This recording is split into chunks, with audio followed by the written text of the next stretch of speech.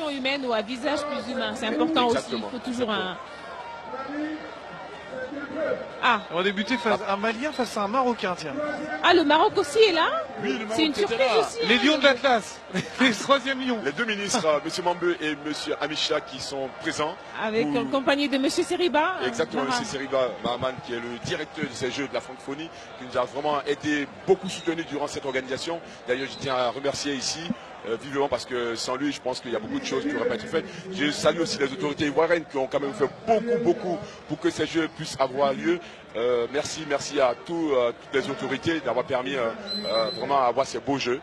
Il va falloir continuer ce travail-là, et je pense qu'il va falloir soutenir le sport, soutenir la lutte traditionnelle et la lutte dans toute la diversité. C'est vrai que ces Jeux qui se déroulent en plus dans une vraie sérénité, hein, parce que on disait avant, il y aura peut-être des tensions, pas du tout, très bonne sérénité, tout s'est bien passé.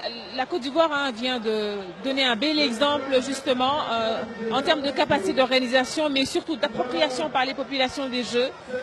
C'est tout simplement extraordinaire. Voilà, le lutteur marocain qui continue de mettre la pression aux Maliens. Va-t-il tenter une victoire? Il n'y a pas encore une victoire pour le Maroc. Hein. À mon avis, il va donner du fil à retordre à son adversaire. Voilà. C'est Anas El Kabar pour le Maroc face au Malien Madou Touré.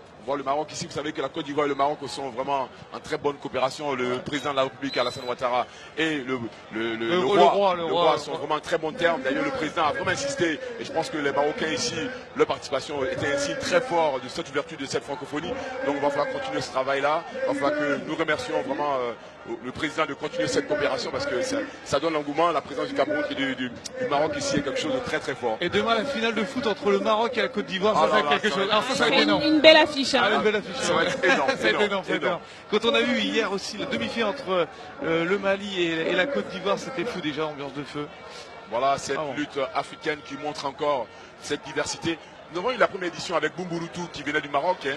Donc ça a gardé cette dimension en 95 et c'était à Niamey, et ça a vraiment eu de l'émulation. Les populations étaient là, ils ont vraiment adoré les Marocains.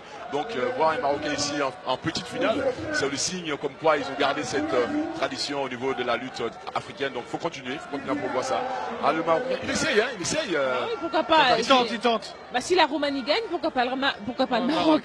Voilà, je pense que le Malien va sûrement prendre les coupés d'un avertissement. Voilà, c'est bien vraiment tenté bien de la part du Marocain.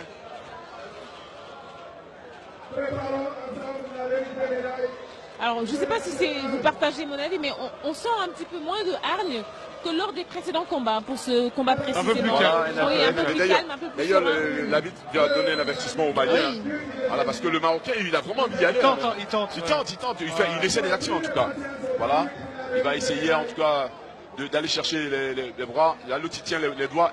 C'est parti. Allez, le Marocain plie la jambe. À mon avis, ça va être une belle prise. Hein. Allez, faut pousser. Il faut continuer à tirer. Là, il faut qu'il tire.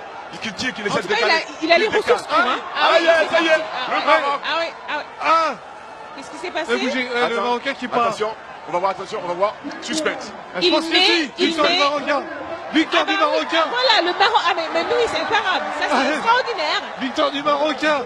Anas. La danse du Marocain. Bravo, victoire du Marocain qui vient vraiment de sauver l'honneur au niveau du Maroc. Ah ben oui, magnifique. Ah ben il donne du spectacle aussi. Ça y est, c'est magnifique. Ah ben voilà, c'est ça la lutte aussi, c'est le spectacle, c'est ça la lutte africaine. La cité générale qui applaudit. Magnifique. Absolument.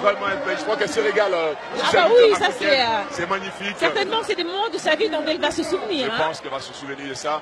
Je tiens, on m'a dit merci encore à M. Seriba, parce qu'on a mis un écran géant aujourd'hui pour que vraiment tout le monde puisse vraiment accéder à ce spectacle-là. Et c'est vraiment magnifique. Et le tout d'honneur du Marocain qui part avec son maillot. Voilà, il avait oublié son drapeau. Il est tout heureux. Voilà, le maillot qui lui sert de drapeau. Voilà, c'est ça, exactement. Donc comme quoi, il y a vraiment des moments extraordinaires que nous vivons ici. Autant le combat n'a pas été hargneux, fougueux, autant lui, quand même, il dégage une certaine pêche. Toute la délégation marocaine qui est avec le lutteur. Anas El Kabar. Voilà. Bravo à lui, médaille de bronze donc dans ce jeu de la francophonie. Il a tiré, il a failli. Il a essayé, et l'autre est tombé avant. Oui. On a vu 1, 2, 3. C'est fini. Et lui avec les deux. Voilà. Il a été complètement battu, il ne sait même pas ce qui se passe. Il n'a pas joué, Mali. En même temps, il n'a pas tenté, il n'a rien tenté. Il n'a rien fait. Ah bah oui, et la danse du Marocain. Ça c'est énorme, ça c'est énorme. Magnifique. Ah, il dit, attends.